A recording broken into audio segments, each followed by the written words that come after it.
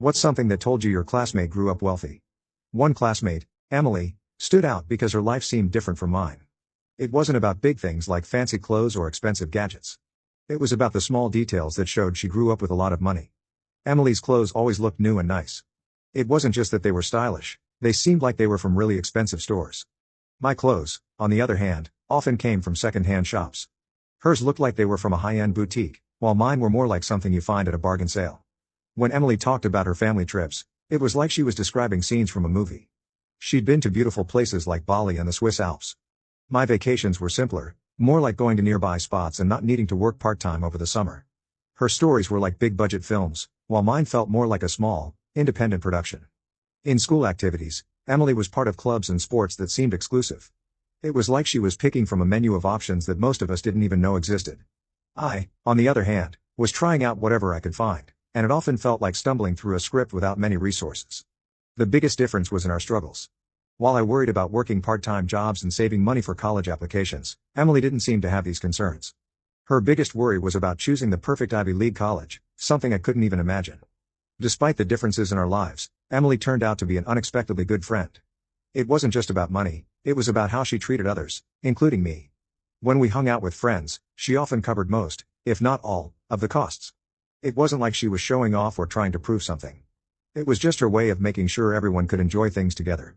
You could see it in her eyes, there was no judgment or superiority. She never looked down on anyone or thought others were beneath her. Instead, she seemed genuinely happy to share her experiences and make sure everyone felt included. It was like we were all part of the same story, regardless of our backgrounds. Going out shopping with Emily and our friends was always an interesting experience.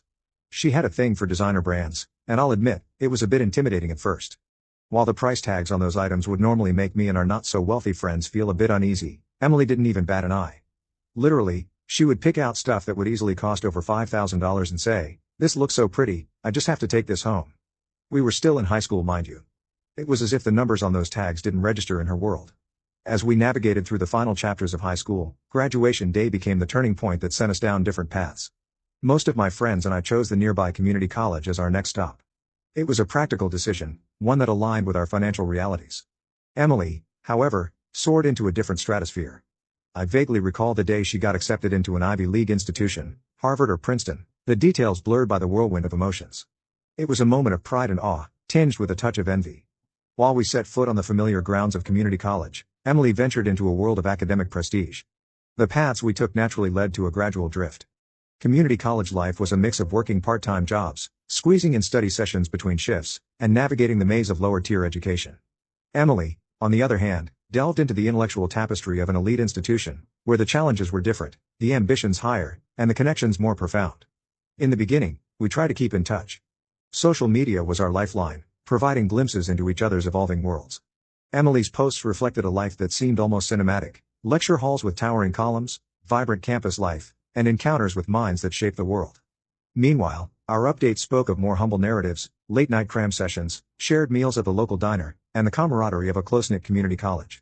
As time passed, the updates from Emily became fewer, and our connections loosened. It wasn't a deliberate choice, life just took us in different directions. Our paths, once intertwined in the high school narrative, now diverged. Thinking back on it, I'm not even sure why she was attending a public high school in the first place. Her family could have definitely afforded something better and more prestigious at the time. The truth is, losing touch with Emily wasn't a source of deep sadness for us. She was, in a way, the protagonist of her own story, and we were characters playing our roles for a time. Even though we don't talk anymore, she's still the topic of discussion whenever we reminisce about the good old high school days. I hope she's doing well for herself out there.